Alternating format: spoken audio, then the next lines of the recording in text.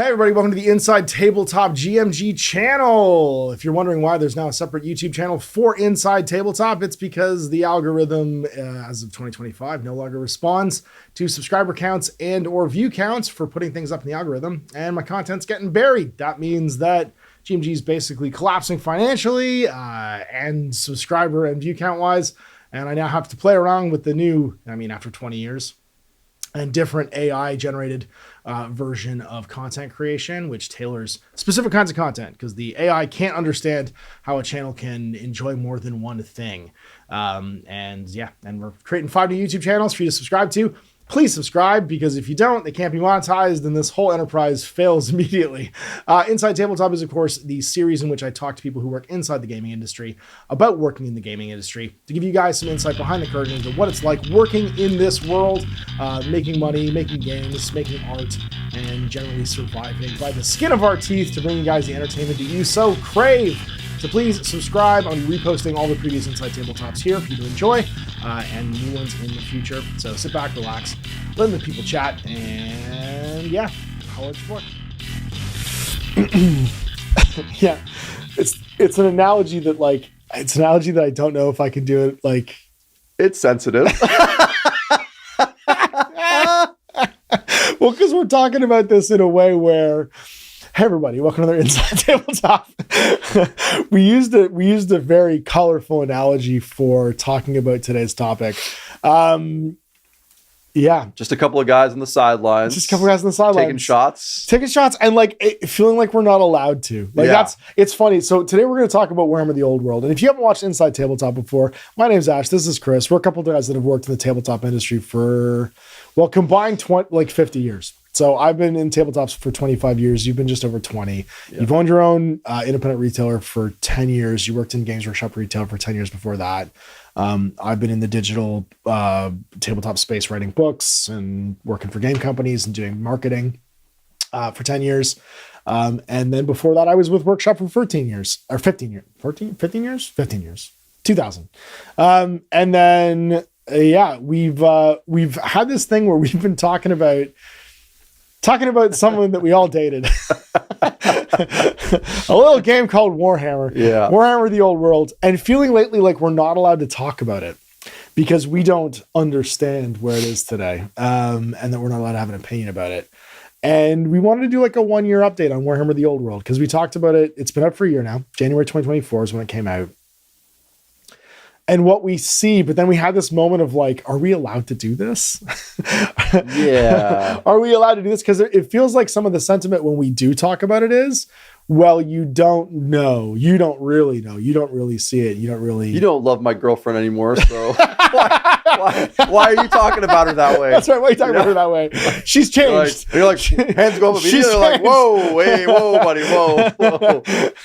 I was there for a while. That's right. I did my time. I have some experiences. I did my time. And so, we're going to talk about that today, where it is a year later, because, man, some really interesting patterns have emerged with the communities that I've interacted with, my friends who are super actively playing it. Yeah. Because I have a ton of friends who are really actively playing it. You've had all of your retailer experiences with it where it's selling really well. All the product that comes in and comes out, it's just gone. You don't have it in your shelf for the most part. Maybe I might just say really well, but it sells. It sells. Well, yeah, sure. It's not. How about this? It's not. You're very enthusiastic with your really. I didn't mean to hyperbolize. Jay would be really upset if you got away with that. Fair enough. It's not. What I'm saying is, it's not rotting like Team Yankee in the back of your store. Ooh, yeah. Sorry, did I call it Team Yankee there? Where's War Machine though? I don't know. We're still looking for War Machine. We also dated that girl. We also both dated that girl. He disappeared after a while though. So many exes. That's right. So many exes. I got a lot of exes in the miniature gaming industry. But I think that is an interesting thing to talk about a year later, and I really wanted to get your opinion on it because we have different sides of it. Mm-hmm. And it started off in a certain way. So maybe we'll do this timeline wise, my opinion and your opinion, and talk about our history with it. Because both you and I, Warhammer Fantasy was the game we played more than Warhammer 40,000. We were both active in the tournament community, the Hall of Heroes here in Canada, which was a big Warhammer tournament scene. And I played Warhammer 5th edition through until 8th edition. before obviously it was, reduced for the old world and stuff like that. Yeah. What's your experience in that timeline? Yeah, I probably played it the most 6th to 8th probably. Pretty regular player. Yeah. 8th I played like to death. Like probably the like, we're talking a couple games a week. Like and you guys were we traveled to play. Yeah, you guys all traveled over the place. to Upstate New York. Upstate New York. I had a blast playing it. Like we were just super into it. What was the circuit called back then? Oh, yeah.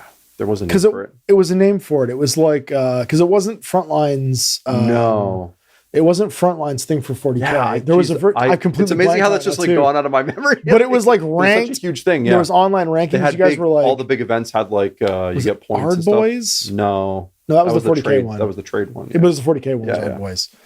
No, but yeah, there was some organized play stuff for it, which was cool. Yeah. And it was like ranked and tracked, and you guys were like the top ranked Canadian players for a while, and like you guys would go to all these different events.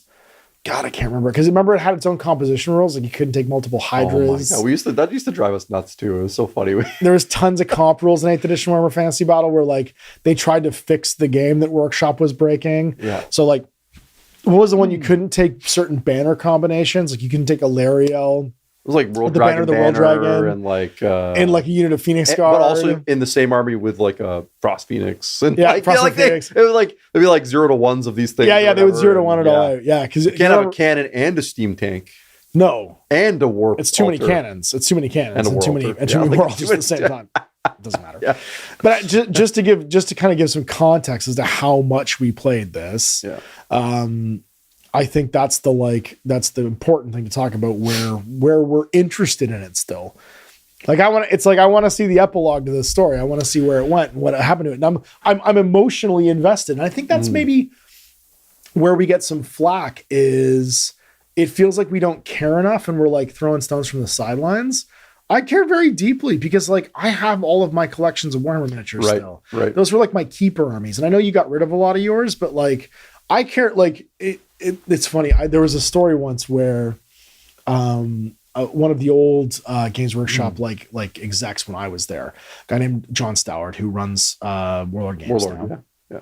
He's a wonderful public speaker, and if you've ever heard John speak, he's done some podcasts recently, and of course he's more reserved and quiet now. But back when he was like marching around, kind of rallying the troops at Workshop, he was just a really good kind of like Churchillian sort of speaker. Right. And I remember him telling a story once about how like what it means to like build a Warhammer army, and his like take on it was and he was talking to another guy. There's another guy on stage, a guy named Chris Harbour, when he was giving this speech, and he said, "If I loan Chris Harbour my copy of Call of Duty, because this is like Call of Duty 1 era when this is happening, and he doesn't give it back to me, that's okay. Like I might never see that game again. I've played it. I've enjoyed it. I had a good time. The amount of investment I have into this game, I've gotten my money's worth out of. If I never see that Xbox game again, I don't care. If I loan Chris Harbour my Empire army and it's not back in 24 hours, I'm going to burn his house down." and that really summed it up for me, where it was like, yeah, you know what? That is because you've put this time and effort and investment into building a Warhammer army. And so you care a lot about it. And I think that still rings true today because Warhammer armies didn't get any smaller. No.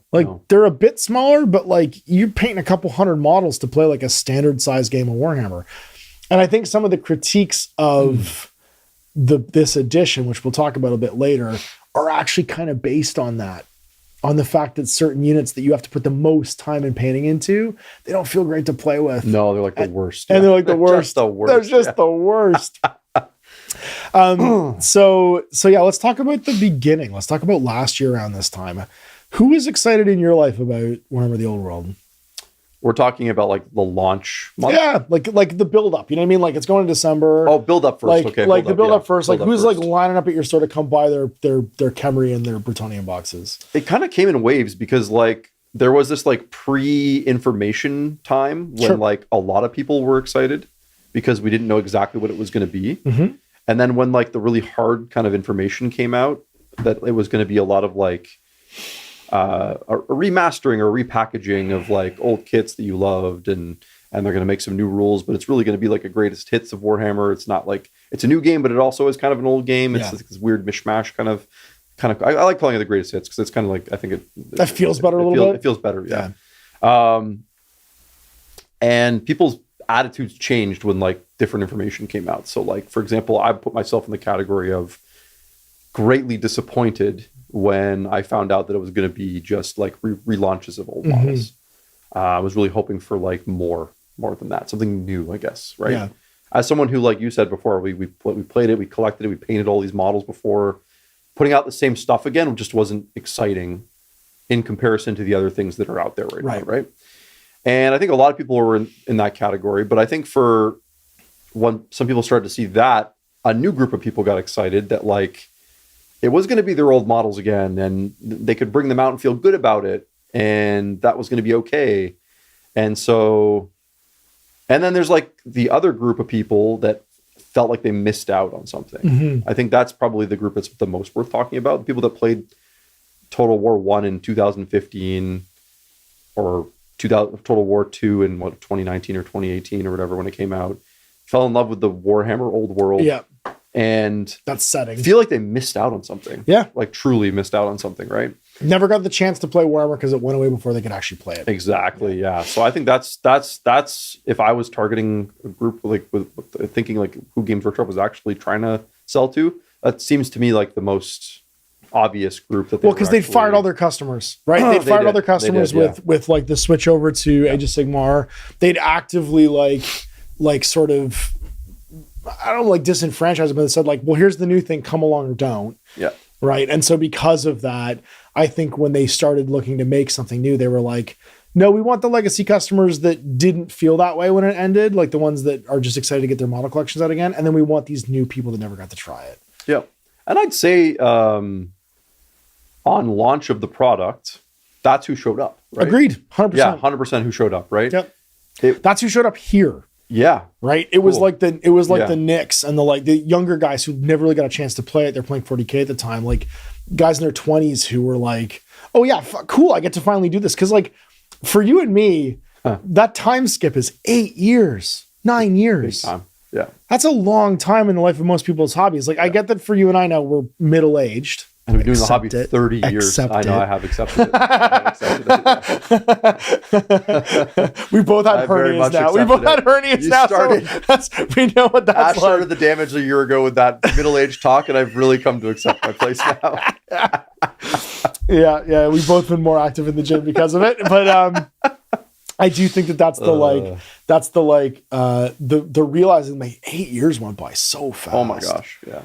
Like there are people who are actively just never having gotten to participate in this that are excited to come back and participate in it. It's easy to forget that, like, when you're in the hobby for like 3 decades or longer in your case, even that like, that's a thing. Like there's people that didn't experience those old things and missed out on something magical. And I don't take that for granted, but I'm like, I had my magical moments, for that decade or whatever, where I played Warhammer Fantasy. And that's what a lot of the guys don't understand. We'll get to it, I guess, in the video here a little longer later. But that's what a lot of them, I think, don't understand about my point of view is that, like, they don't understand, quite frankly, that, like, the thing that they're loving so much right now is the thing I did and went through so much before. Yeah. Right? And well, here's the other half of it. I think a lot of people that showed up in the beginning, what they wanted wasn't a Warhammer game. What they wanted was to feel the experience that they felt at that time in their life 8 years ago. And that's a hard thing for a game to give you. That's a really hard thing for a game to give you to say, like, we're going to make you 22 again or 25 again. We're going to release a Pokemon set and it's going to be the classic 151 characters. Woo! And all of a sudden 40-year-olds are like, I love this. That's it, right? Because you're getting like a little dopamine hit of like what it felt like to be 25 again. Yeah. 8 years is a long time. So like everybody wants to feel that, I think, again, when they go into it. And so I think what's interesting to talk about today is we're a year later. Well, what's that kind of like turned into? What's that manifested as far as like a community? And we don't have to say, it doesn't have to be like precise, because what we're talking about is where did our people end up in that mix when it was all said and done? The people coming into your store, my friends who are playing Warhammer, because like my best sort of like my two of my closest gaming friends, obviously I have a podcast with them. We play Infinity together. They weren't excited about it at the beginning. Okay. But the community in Calgary got excited about it. They decided, well, I guess I'll go try and do this. Mm-hmm. And then because they had access to 3D printers, they then built 25 armies of unlimited miniatures and decided to go and try and break the game and got really deep into it. Right. With like corner cases and magic and like did exactly what I think a lot of people wanted from that game, which was tournament it as hard as possible. Like you and I were doing at the end of 8th edition. Right. Like it basically picking up 8 years ago where it's like, no, we will only play it this way. We'll play it as hard as we can. There's no comp. There's no rules. We just go hard into the paint. And I've gotten to like vicariously live that experience through them and watch their like journey through that, because the 3D printer really changes Warhammer. Unlimited miniatures all the time that come out assembled that you then just put on bases, spray, or even print the bases onto, spray, stick on movement trays, play games with. There's way less of a blood price to Warhammer all of a sudden. And it can be way more casual. I think like it's worth mentioning too that this is probably one of the only cases where like, I won't say all of them, but like a good chunk of these companies making like, different Tomb King miniatures or whatever. Oftentimes their stuff looks better than Games Workshop. 100%. And you're like, well, how often does that happen? Right. Where like, because what industry does the 3D printer have the edge on Games Workshop in? Right. So let's move forward in time a little bit. We got these expectant people. Let's talk about the middle ground. What did it develop into? So I'm gonna give my experience first, because we had you go first this time. I back up basically everything you say about your beginning conversation there of like, where did it start off at? In the middle, what I found was there was kind of three categories of people's expectations. There was the old school gamer who's like, I get to play my Warhammer again. And they're coming into it kind of just rules out of the rule book, casually interacting with it, putting their stuff on the table, playing with it. There was those were catching up to the original gamers, people that you were talking about, the Warhammer Total War, where they're building their first armies. Yes. They're engaging with it the way Games Workshop's presenting it. Right. Which is to say they're buying the Games Workshop miniatures, they're paying the Games Workshop miniatures, they're playing the game the way they see it being played by these old school gamers. And then there's the people who are fully in the modern miniature wargaming world who say, cool, here's a rule book. Yep. And some army lists, and I have access to the infinite sea of STLs and Patrons, and I can skip right to the end of the hobby process and just print an army in a weekend, spray paint it, dry brush it, and be playing on the table. Yep. And all three of these groups are now interacting at the same time. Are commingling. Yeah. And I think regionally what you see is you see a very different, I don't think there's one homogenized experience. I think every based upon the mix of how those people appeared in the regions as the game went through its first 6 months, basically, that's kind of dictated where it's gone. Because I've heard of gaming stores where it came back and immediately fizzled out because of that. Yep. Games where it's become like a third pillar, like it's like Warhammer, Age of Sigmar, this game, and maybe it's overtaken Age of Sigmar. Right. It's just become massively huge and they're selling tons of kits, and they've done that hard work that we talked about at the beginning, where it's like they curated their AOS section to be like, right. Hey, these are all, these Chaos Warriors are all compatible for your Chaos Warrior army and blah, blah, blah. And then we have this like, no, we're going to turn it into a competitive tournament game, and we're going to write our own FAQs and do that thing that you and I talked, that pick it up at the end of 8th edition thing, where it's like, no, we'll fix the game for Games Workshop because they don't seem interested in creating this perfect game. And then that was my experience that I watched unfold with Owen and Dan, where they were like, fuck yeah, dragons. Dragons are great. You know what's better than one dragon? 2 dragons. You know what beats it? And then it became, what beats a dragon? Oh, these infinitely high wall spells beat a dragon. So then I just take nothing but wizards that can cast these infinitely high wall spells, because it became like, what's super powerful? Oh, now everybody's taking what's super powerful. Right. What's the rock to that scissors? So it became these like, and it's like, I just have these wizards now and I play it. And that escalation arm race of how could each of these individual army lists interact with that core principle of what's the big monster or what's my ability to like counteract the big monster was the exploration process for them. And because they had access to 3D printers, there was no limit to there's no barriers chasing that. Plus they're ahead of the release curve because Games Workshop's obviously been sprinkling out the releases. We're only at like Army 6 of 9, I think. Yep. On the chain, so there's still 3 more to come that they've committed to releasing.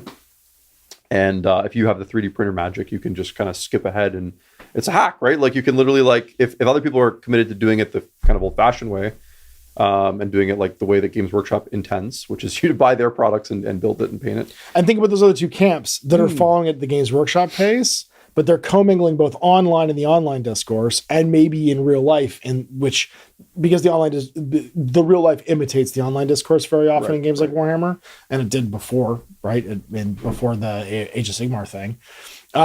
They're all having to interact with each other all of a sudden. And I think that's, so I think the experience Owen and Dan had seems to be the thing that a lot of the like media for this, like the podcasts and the, commentaries of like what the Army books and stuff are doing, seems to be going in that direction of like, no, make it a competitive game, push it towards what Age of Sigmar and Warhammer 40,000 are. Right.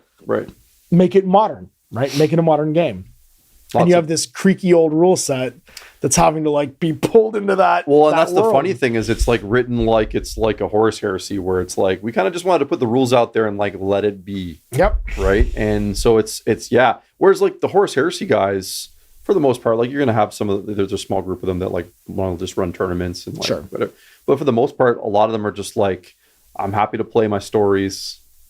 It's do my cool thing. Yeah, it's very self-policing. People are happy it doesn't change very often. That's actually one of the things they like about it. Especially when there's the length of time required to make the armies. Yeah.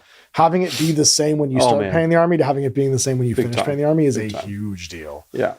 So that's interesting. Like how that the community for Warhammer Old World is kind of like, it's funny because it's flipped so much. Like we would often complain about the lack of updates, 15 years ago and be like, I wish it was updated more. And now we're totally in a situation where like, they're like, stop updating it so much, or whatever. But now the Old World guys are kind of back where they were again, where they're like, they want like the updates. They want the FAQs. They want the points changes. They want things to be balanced. And so it's kind of funny how things like yin and yang like that, well, I think it's what is the predominant mindset. And it was just really interesting to see Warhammer come up out of the ground like overnight in like a complete form, basically, because they released all these armies, 9 armies at the same time, plus the rule set. And everybody go, oh, well, then we all get to fight to decide what this is going to be now.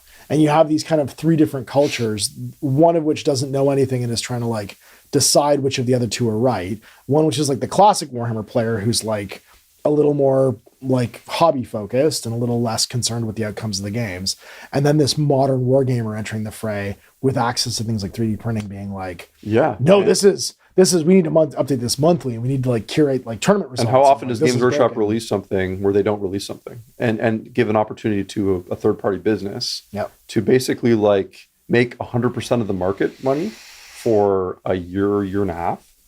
Like Wood Elves, Beastmen, what's left? Wood Elves, Beastmen, and is that it? Wood Elves, Beastmen, and no, I think they've done everything. Oh, maybe they've done 7 out of 9. Okay, they started with House 2. was 7. Sorry, technically they're out next week. So, because it was I just reviewed the House. So it was Cambrian and whatchamacallit, Cambrians, Bretonnians. They've done they just did Empire, Dwarves, Orcs, Warriors of Chaos, and House. That's 7. Yeah, there's 7 out of 9 right now. 7 out of 9. So for over a year, 3D printing companies have had exclusive rights to print Wood Elves or whatever and make all the money off of a game, right? Like it's kind of crazy. Like that doesn't really happen with GW very often. Yeah. And then the flip side of that is they seem totally content by it. Yeah. They don't seem to be shutting anybody down. I can shed a little bit of light into that. I think it's just kind of interesting.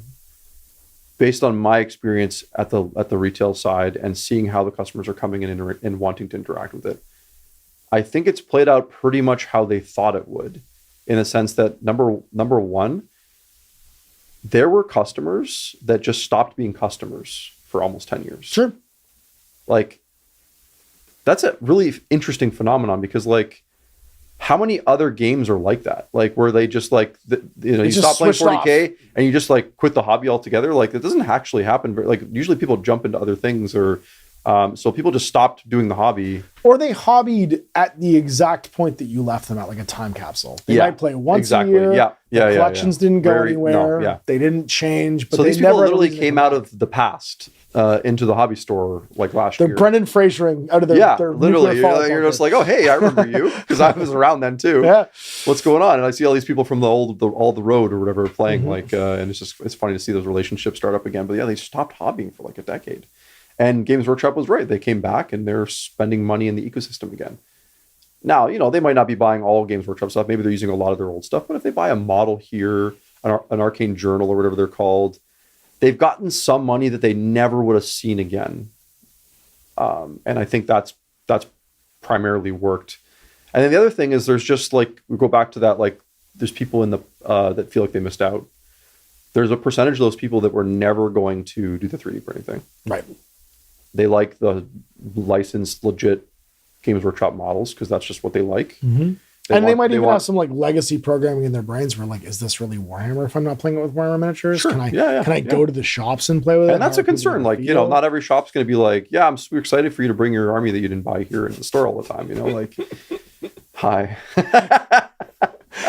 You better buy an airbrush. You better buy something, man. Yeah, you're on thin ice. That's right. The ice is thin underneath. That's right, yeah. And those people are buying into the models. Like they're spending money. They're buying the battalions. They're buying kits. They're excited to start a Warhammer army for the first time because they think they missed out. And that's so now we're at that end stage. Who do you think's winning of those different camps? Like the ones that are just kind of following it, like along at the workshop pace of release, the old school gamers. Because I'll be honest, of my friends that were really excited for Warhammer to come back that had existing armies, they seem to have, if they don't have an interest in that high level competitive tournament play, they don't seem to have maintained their interest in that same frenzy. And here's a bunch of reasons why, rules wise.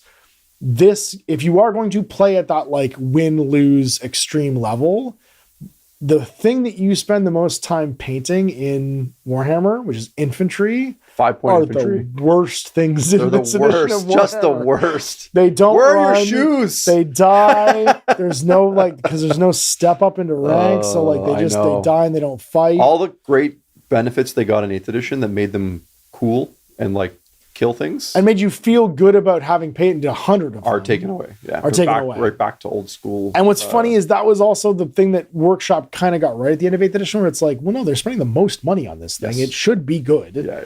And also, it was the backbone of medieval combat. Like, so cavalry are great at breaking infantry until there's too many infantry and the horses bogged down, right? Or the infantry have spears or pikes or whatever it ends up being, right? Like, it was always an arms race of like who could do what. So it's interesting how like unless you really update your old Warhammer army, it kind of makes your old Warhammer army feel incompatible with being aggressively competitive in the new edition. Mm-hmm. And that's because the new edition is a little more like 5th edition, where dragons and heroes and like high level mages and stuff can have an undue influence on the game. Not necessarily from the point of view of killing units, but in just controlling what happens. And cavalry are fantastic. Yep. They're a lot better than they used to be. They've been put into a place of significance. Ask Bretonian players. Flying cavalry is even better. Flying cavalry is really better. Dragons are even better. Go anywhere they want. They're a 40k unit in Warhammer. That's they it. Just kind of go like skirmish, this. Yeah, they fly. Well, I mean, that was always. And you put a couple characters in there, and that was 6th edition Beastmen. Where they played 40k and you played Warhammer. Basically, what they're doing. Yeah. We get rank bonuses, but we also skirmish. What is happening? Help. Also, all of our Mark of Tzeentch fighters are giving us a power dice for our 6th edition casting.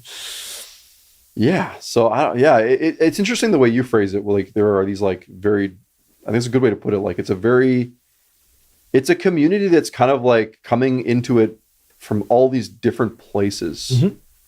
And by nature of it being a legacy game. Yeah. Right? Yeah. Like people that have been there before, people that are starting it new. And like you said, people are starting it new, but like not doing it the GW way, the traditional GW way, which I think is interesting as well. Because you have these competing factors, right? Warhammer's never been more popular. You have a game that's a blast from the past, so it brings in your legacy customers who might not have been around for a long time. And you have all this modern convenience that didn't exist when Warhammer was at its height. You couldn't 3D print an entire Warhammer army at the end of 8th edition. No. Today you can. Yep. Today you can just go on the internet and beep boop your way and then set your printer and set your sizes and print them on bases and they just pop out. That's three things colliding that did not collide before in the previous version of the game, and it's fascinating to watch it happening. So who do you in your store then? Who's winning? I guess beat from the street. Yeah, I mean, like 'Cause in the online discourse, I'll tell you, it's the competitive guys. It's the guys. Of course. It's the tournament minded, Yeah. and I see them fighting in all of the social media groups with the older school gamers to talk about who's right and who's wrong. Right. Like I can't count the number of times where it's someone's complaining about the way a game went out because they took X or Y units and it seems too powerful and the game's imbalanced, the game's broken. And a legacy gamer from the older versions of Warhammer coming out and going like, so you deliberately set out to play an unfun game and had an unfun experience. Feels like you got what you paid for. And those guys are banging into each other, right? Right. Yeah, no, I think like, obviously, like people that are watching this probably have seen us talk about Old World before, and maybe have been on our channel where Jay and I talk about Old World, and they know that like we've been very critical and skeptical, and like so I'd say the like for our hobby shop, as much as we've supported it, brought in all the kits, we're selling it to people. The customers that come in and engage in our store understand that it's like, I don't want to say it's like a tenuous ground that the game is on. Like they know, like, look, this game went away before. You're being cautious, like this is like, we lived through that. Like we saw that happen. It happened right in front of my eyes. I was there when 8th edition was pitched to us in a dark room with 100 other store managers, and we were yelled at and told that like, this is it, guys, this is it. And I went back and I fought like hell to keep it alive, but it went away anyway. Anyways. So I still have that copy of 8th edition. With yeah, the inscription. me too. Yeah. We had to sign our copies of 8th edition that we got given. Yeah, it's pretty cool. I'll always have that. It's an awesome book. But so I think the customers understand that like, look, this is here because you have to buy into it a little bit. You have to give a little bit of money. This is like, it's going back to the store thing. It's like, it's not exactly like our shop's going to be this like 3D printing ground for like people to like just do whatever they want. Sure. Right? So that's obviously like that third group or whatever is like not really fully represented in our shop, even though there are a couple of 3D print stuff or whatever. Like one of the guys is like playing Chaos Dwarves or something like that. And it's like, I don't sell Chaos Dwarves. I don't care if you 3D print them. Go for it. Yeah. Go ahead, knock yourself out. Right. Here's some primer. And yeah, exactly. He buys supplies and stuff. He gets it. He's one of the guys. He's a customer. Right? Yeah, he gets it. But so like they get it. Like they have like if you guys want this game to like succeed, you guys better like put in a little bit of effort. So we organize a league for them. They show up. They play in it. Awesome. Regular play. They're all good dudes. Like they all have different backgrounds. Like we talked about earlier. There's boxes they all check. Some of the guys had put the game down for 10 years and now they're back in the hobby. It's cool to see them again. Mm-hmm. Other ones were just playing other games and now they're back because this is the game they like. Right. And it's pretty. I mean, it's small. Like it's still very small. Like we're talking about like a handful of people, right? Mm-hmm. Like 8 to 10 people that are like making up that ecosystem, right? And I think like a lot of the people, obviously because we're a store, like wanted to do it the classic way. Like they wanted to buy the new models. So like, and we were telling a lot of people this. They're like, "Oh, when are you going to run an Old World event? When are you going to start running Old World events?" I'm like, "I have a lot of space, and like I'm going to get like 6 people." And there's also because like look at other people running them. People are building their armies, man. It takes time. So like that's one of the things we're experiencing. It took us like 6 to 8 months to even start running these leagues because like people are still building the stuff. There's like the blood cost to doing it is high, right? So unless you're skipping to the end. Unless you're skipping to the end, right? In which case, like you're not really like in my but that it's your one of these 3 families of people who are choosing to engage with it. And like I think that's it's so fast. That's why I like talking about it. It's so fascinating to me watching these different like almost like cultures inside this one game interacting with each other and like finding out who's coming out on top.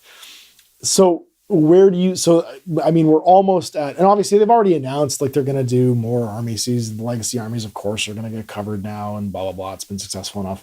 Investors report mentioned like it did expectations or above expectations. Yeah. And of course it did because it's got everything possible going for it. And also your brand is growing at the same time exponentially.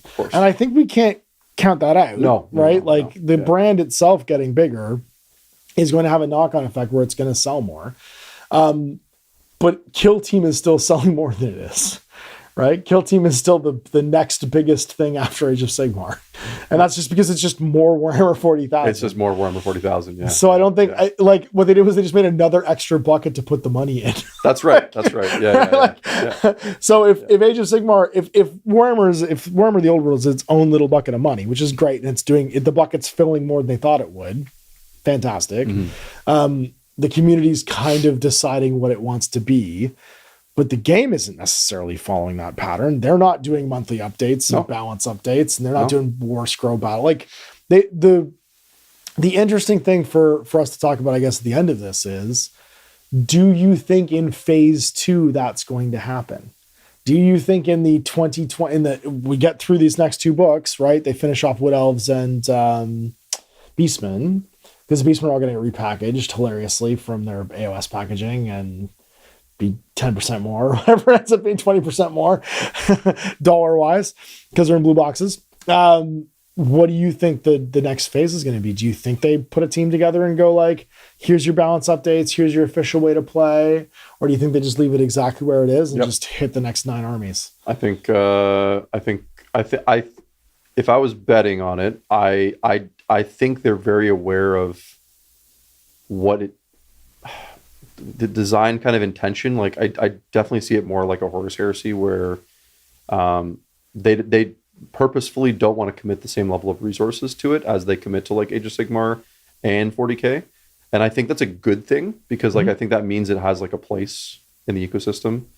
I think it means what it's going to get is it's going to get like sporadic releases throughout the year. It's not going to feel like AOS, where it's like every month you can expect something to come out. Or it won't fast track this time too, because the launch had 2 of those things in it. Yeah. Right. So if when they start the next one, unless they do a new box set or something, right? Like which they might do. They might do launch boxes for the new phase, right? With like an army style box like they had for the Bretonians and the Tomb Kings. So, but I think you have to ask the question is like, where is the money coming from? Who are the people buying the figures? 'Cause that's all they really care about. It's like, they don't care that more people are 3D printing armies and playing the game. Like, I'm sorry to break hearts or whatever out there. It's like they don't. So who are buying the models? What's the demographic? What age are we talking here? And I think that the older you get up in the demographic, the more you want things to kind of stay a bit more the same for longer, right? Like you don't want to be part of this fast-paced changing culture.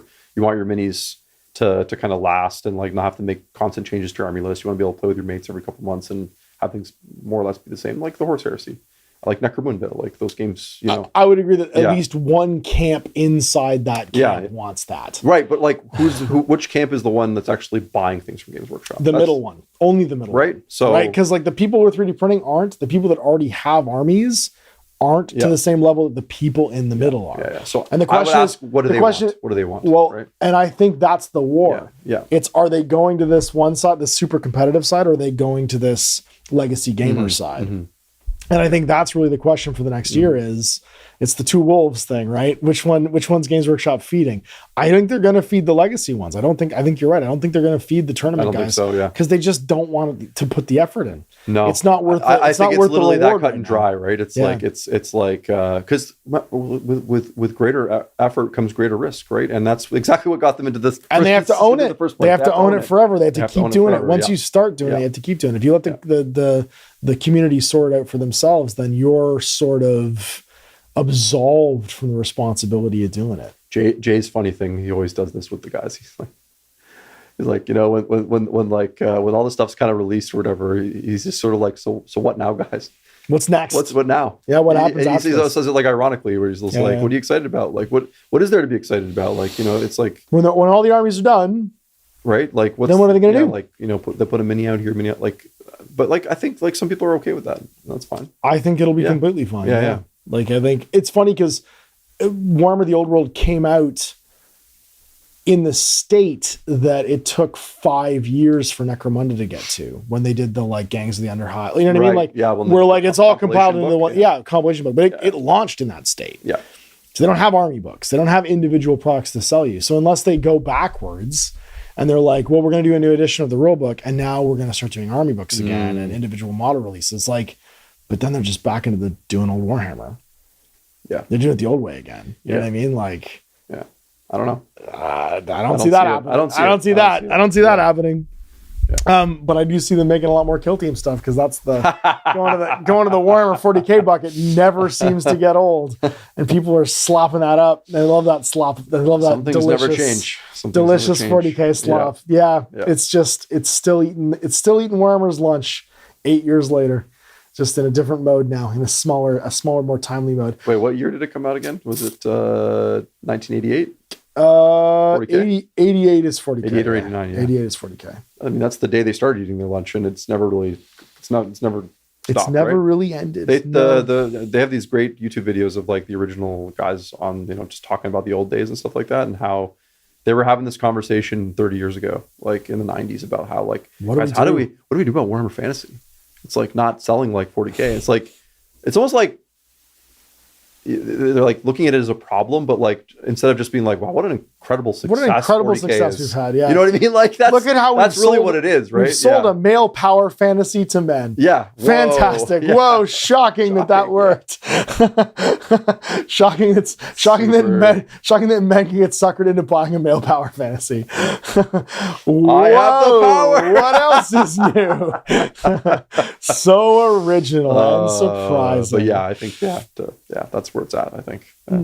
Me too. I think it's going to be interesting to see how people react to this video, because it kind of feels like a nothing that we just talked about, but I do see the attrition that the intersection of these three things, right? Modern gaming and 3D printing culture, the legacy gamers returning, and the people in the middle that are just kind of trying to follow what Workshop's putting out there and how that's pulling them in all these different directions, right? And I think that's why we won't see rapid, spectacular growth, is because the tension, the homeostasis between those three things, where they're all being pulled kind of equally towards each other, it makes it daunting. And you don't have this gap of 8 years of like people waiting for it to come back anymore, and then this outside recruitment.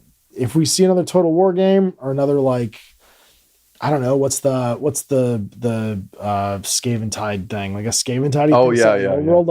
If we see some kind of really big outside influence marketing happen, maybe then we get like an upsurge and stuff like that. But I think we've had Total War is not going to make any more new customers than it has. Not really. No. You know what I mean? Not to the point where it did in the beginning. They're towards the end of their their cycle. They're Dawn of Warring out. I think is what's happening there. Not to say they're not great games. They're huge fans, and they're selling like a AAA title. Yeah. But there's a diminishing return always with this stuff. You can't go to the same well over and over and over again. Dawn of War couldn't do it, and that was with Warhammer 40K. Yeah. Space Marines only managed to do it because I think that you basically had them stand on the backs of like the 10 years in between those two games. Like 8-9 years in between games. That's a big gap in between AAA titles. Yeah. And you have all the marketing leading up to Space Marine 2 making it what it is. And Space Marine 3 will be, backed up by an Amazon TV show. That's really nuts, it's gonna be a big thing. I think unless there's like a force majeure outside of it, it's going to stay exactly the same size that it is right now. And Workshop's going to be happy with that. Yep. Because that little bucket is filled up. And I honestly wish, I hope that the community can be happy with that too. Because I hope so too. And not want it to, it's not going to make it 25 again. It doesn't have to be 800 players at Adepticon. It's not going to be. Game. Just you can get your like 40 to 80.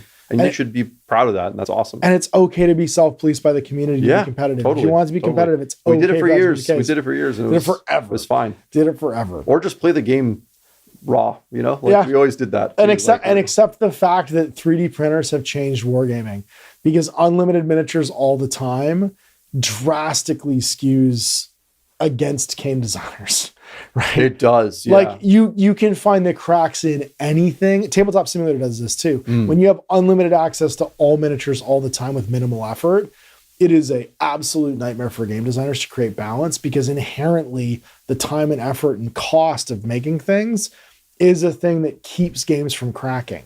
Yeah. Because you can't just skew into something. Well, and like you said, like how they're sold even, right? Like not everyone's going to collect 10,000 points of something. So like if they buy a battalion and a couple of characters and a dragon and some cavalry, and they have their like 2,000 point army or whatever, like that's probably what they'll play with mostly. Yeah, exactly. Yeah. And that's where these legacy gamers sit in, because they've paid that cost and want to climb that mountain again. Yeah. And they might not be interested in something like 3D printing. Yeah. So it's going to be interesting to see where it goes. But thanks for doing the update. This is fun. World talk. Yeah. Well, and honestly, I think it's found, like, if I was to like wrap this up, I think it's found its niche. I think it's found its pace. And I think the tension is coming from the end user, not from the company making it. I think the company making it's very satisfied with what it's doing. And I think the tension on what it should be now is the two wolves in that community that are duking it out a little bit. Yeah. And like, the people in between are the customers that will kind of decide its fate as to whether or not the purchasing keeps happening. Because you still need people trickling in. It has to keep happening. And like, you know, I'll end on this, but like any small community is going to have like its, we talked about this before too, like, because people are so aware of how like thin the margins are for their game, that you develop that like chip on your shoulder, and you just, you want it to succeed. So you become protective, and then sometimes that leads to things being a bit gatekeepy. And like, remember this with like the Horse Heresy guys, like they're almost like, they're so casual and they love the story so much that they're like anti-competitive in some ways. So they like really get aggressive against people that like try to break the rules and stuff like that, even though that's just their hobby and that's how they enjoy things. So like, I think that's the thing you get with small communities always, though. It's like, not everyone can be happy with how things are, but like, and I think that's where we do get our right to make comments is that we get to sit outside of it and look at the different people with their different agendas and their different likes and interests and go like, isn't this interesting? Because I don't care who wins. I have had my Warhammer experience. I have had my Warhammer armies. Sure. And I don't think we're speaking negatively here. I think what we're doing is speaking subjectively about the current place that it sits in the market and who's excited about it. Right. Like, I think this is probably more of an investor relations conversation than it is a fan conversation. And I'm totally fine with that, because I've seen this move. I want to see where this franchise goes. I love the original trilogy, and I'm excited to see where this franchise goes, but I also accept that it's probably not for me. I can engage with it casually because I already have everything I need to play with it. And I'm not worried about it being this thing that like, it's, again, I know it's not going to make me 25 again.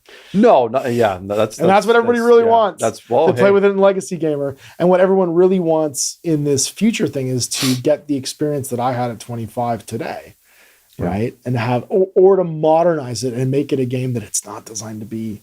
It's not designed to be a modern war game. I don't think it's ever going to be one, guys. Sorry. Yeah. We're never going to stand in circles and push buttons with squares. The game's too square to be in circles. So where can people find you talking more shit about Warhammer? Punching down on my channel, Lords of War Games and Hobbies. Yeah. Always punching down. Always picking people we can beat up. Yeah. Always never taking on the big guys. That's right. Telling everybody to never stock it.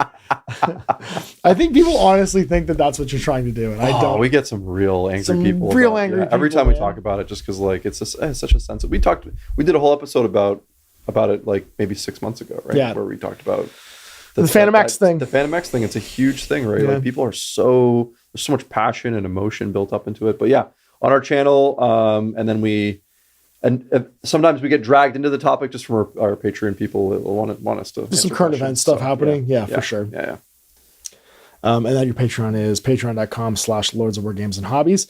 You can be part of the live garbage time, which we're about to go off and do, where we sit and talk to just take like questions from the chat. This is all being filmed live in front of, I think there's like 20, 25. Live in front of a studio audience. Live in front of a studio audience. And you can get in on that. We usually do these in one day, once a month, but there's also the other various live things we do, like the Indie Hour and the Monday Hang. On my Patreon, which is patreon.com/GrowMiniatureGames.